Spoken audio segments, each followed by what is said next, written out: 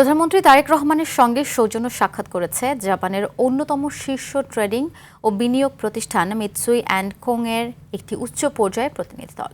সকালে সচিবালয়ে প্রধানমন্ত্রীর কার্যালয়ে বৈঠকটি অনুষ্ঠিত হয়। বৈঠকে বাংলাদেশে জাপানি বিনিয়োগ বৃদ্ধি, শিল্পায়ন, অবকাঠামো উন্নয়ন এবং জ্বালানি খাতের সম্ভাব্য সহযোগিতা নিয়ে আলোচনা হয়। প্রধানমন্ত্রী জাপানি কোম্পানিগুলোকে বাংলাদেশের বিশেষ অর্থনৈতিক অঞ্চলগুলোতে বিনিয়োগের আহ্বান জানান। মিৎসুই প্রতিনিধি দল জ্বালানি, লজিস্টিক্স, উৎপাদন শিল্প, নবায়নযোগ্য জ্বালানি এবং অবকাঠামো খাতে সহযোগিতা সম্প্রসারণে আগ্রহ প্রকাশ করেন।